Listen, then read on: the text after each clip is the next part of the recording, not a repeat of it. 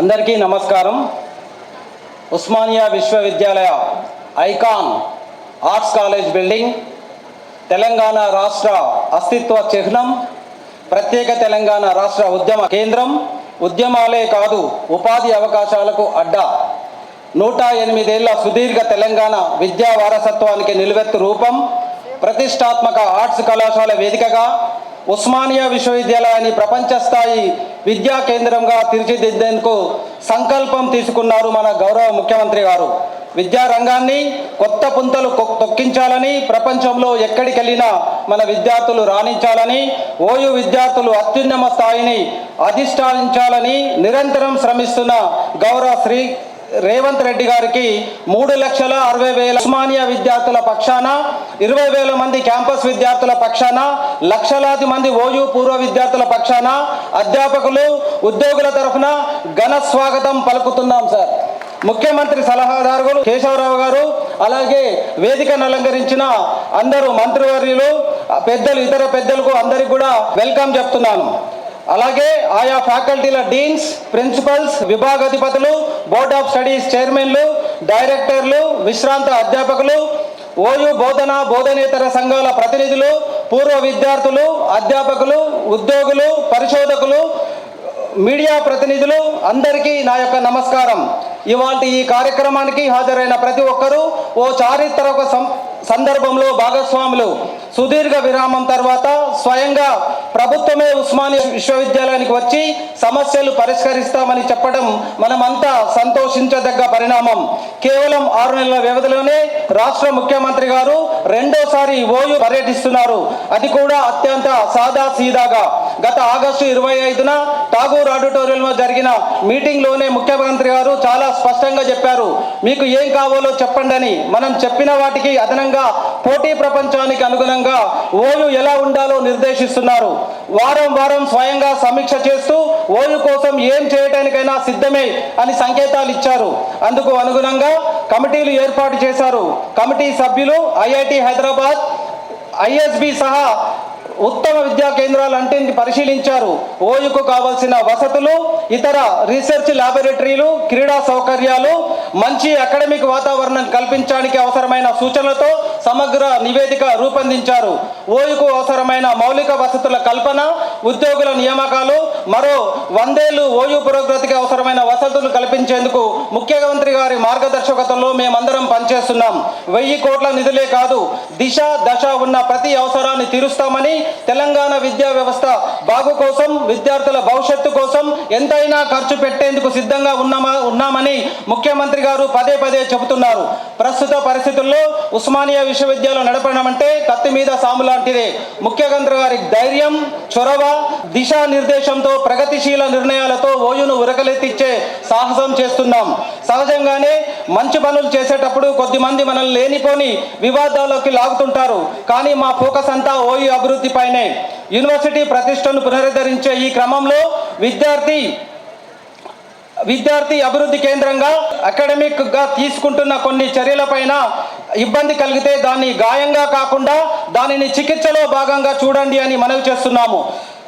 శతాబ్దానికి పైగా తెలుగు రాష్ట్రాలకు, తెలంగాణ ప్రాంతానికి విజ్ఞాన వికాసాన్ని అందిస్తున్న ఉస్మానియా విశ్వవిద్యాలయాన్ని కాపాడుకోవడం అంటే మనల్ని, మన తెలంగాణను కాపాడుకోవడమే.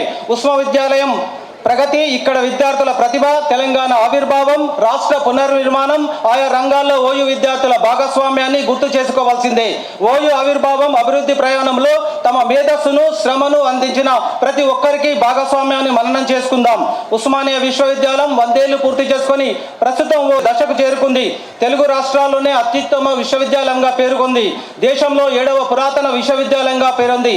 ఆధునిక ప్రపంచాన్ని ఎదుర్కొంటూ నిలబడగలిగింది. ప్రతిష్టాత్మక NIRF ర్యాంకింగ్లో అగ్రగామిగా ఉంది. QS వరల్డ్ ర్యాంకింగ్లో 1200 నుండి 1400 స్థానం సంపాదించడంతో పాటు ఏషియా QS ర్యాంకింగ్లో 2 తెలుగు రాష్ట్రాల్లో అగ్రగామిగా నిలుస్తూ 470 ర్యాంకును కైవసం చేసుకుంది. ఆధునిక పోటీ ప్రపంచాన్ని ఎదుర్కొంటూ నిలబడగలిగింది. ఓయూను మరో దశలోకి ఓయూను మళ్లించాల్సిన ఆవశ్యకత మన అందరిపైన ఉన్నది. నైపుణ్యాలను అందిపుచ్చుకొని మార్కెట్కు అనుగుణంగా విద్యార్థులను తీర్చిదిద్దాల్సిన బాధ్యత అధ్యాపకులుగా మనం అందరం తీసుకోవాలి. రాష్ట్రంలో గ్రామీణ పేద బలహీన వర్గాల పిల్లలను ఉన్నత ఉద్యోగాలు సాధించే దిశగా ఆధునిక సాంకేతిక సిద్ధమవ్వాలి. విద్యార్థులను కేవలం విద్యాబోధనకు మాత్రమే పరిమితం చేయకుండా సమాజం పట్ల వారి బాధ్యతను పెంచేలా తీర్చిదిద్దాల్సిన బాధ్యత మనందరి పైన ఉన్నది. ఇప్పటికే గౌరవ ముఖ్యమంత్రి శ్రీ రేవంత్ రెడ్డి గారి చేతుల మీదుగా దుందిబి భీమా హాస్టల్లో 2 నూతన విద్యార్థి వసతి గృహాలను అందుబాటులోకి తెచ్చుకున్నాం. కొత్తగా 2 వసతి గృహాలను ముఖ్యమంత్రి గారు పునాది రాయి వేశారు. వీటి నిర్మాణం కోసం గిరిజన సంక్షేమ శాఖ, సాంఘిక సంక్షేమ శాఖలు 10 కోట్ల చొప్పున మంజూరు చేశాయి. అవి ప్రోగ్రెస్ లో ఉన్నాయి. కేవలం పట్టాలు అందించడమే కాదు, విద్యార్థులకు ఉపాధి అవకాశాలు లభించేలా నైపుణ్యాలు నేర్పాలనే లక్ష్యంతో ముఖ్యమంత్రి గారు పనిచేస్తున్నారు. ఇందుకోసం స్కిల్ యూనివర్సిటీ ఏర్పాటు చేశారు. విద్యార్థులను సైతం సమగ్ర శిక్షణతో విస్తృత ఉద్యోగ ఉపాధి అవకాశాలున్న ముఖ్యమంత్రి ఆకాంక్ష మేరకు అందరం పనిచేస్తున్నాం. ఠాగూర్ ఆడిటోరియంలో గౌరవ ముఖ్యమంత్రి గారు ఉస్మానియా విశ్వవిద్యాలయ పురోగతికి సంపూర్ణ సహకారం అందిస్తానని చెప్పి వెళ్లారు. మాట నిలబెట్టుకుంటూ మళ్ళీ 1000 కోట్ల నిధులతో ఓయూను అభివృద్ధి చేసేందుకు నిన్ననే జీవో ఇష్యూ చేశారు. కొన్ని సమస్యలతో ఉస్మానియా యూనివర్సిటీలో విద్యార్థులు, అధ్యాపకులు, ఉద్యోగులు సుదీర్ఘకాలంగా పోరాడుతున్నారు. వాటి పరిష్కారం పట్ల ముఖ్యమంత్రి గారు చాలా సానుకూలంగా ఉన్నారు. అమలు సాధ్యమయ్యే ప్రతి సమస్యను పరిష్కరించేందుకు కృషి చేస్తున్నారు. ఈ సందర్భంగా ప్రత్యక్షంగా పరోక్షంగా ఓయూతో సంబంధం ఉన్న ప్రతి ఒక్కరి పక్షాన ముఖ్యమంత్రి గారికి కృతజ్ఞతలు తెలుపుతున్నాం. నిన్న మొన్న జరిగిన అత్యంత ప్రతిష్టాత్మక తెలంగాణ రైజింగ్ 2047 సమ్మిట్ జరిగింది. ప్రపంచ నలుమూలల నుండి లక్షల కోట్ల పెట్టుబడులు వచ్చాయి. హైదరాబాద్ తెలంగాణ అభివృద్ధిలో తెలంగాణ రైజింగ్ సమ్మిట్ ఓ మైలురాయిగా నిలబడుతుంది. తెలంగాణ అంటే ఫ్యూచర్, తెలంగాణ అంటే నేషనల్ ప్రైడ్, తెలంగాణ అంటే గ్లోబల్ ఈవెంట్స్, విజన్ తెలంగాణ అంటే విజన్, తెలంగాణ అంటే ఇంపాక్ట్, అట్లాగే తెలంగాణ అంటే ట్రస్ట్, తెలంగాణ అంటే ఎడ్యుకేషన్ అనే 2 కూడా జోడించాలని నేను కోరుకుంటున్నాను. అట్లాగే ముఖ్యమంత్రి గారి డైలాగ్ మనందరికీ గుర్తుంటుంది. మొదట ముఖ్యమంత్రి గారి రాకతో ఇంతకు ముందో లెక్క ఇక ముందో లెక్క అనుకున్నాం. కానీ ముఖ్యమంత్రి గారి ప్రతి నిర్ణయం తర్వాత అదే డైలాగ్ గుర్తుకొస్తుంది. ఇంతకు ముందుక లెక్క ఇప్పటి నుంచో లెక్క అని తెలంగాణ రైజింగ్ సమ్మిట్ లో 2047తో రాష్ట్రంలో విద్యా ఉపాధి అవకాశాలు పుష్కలంగా ఉన్నాయి.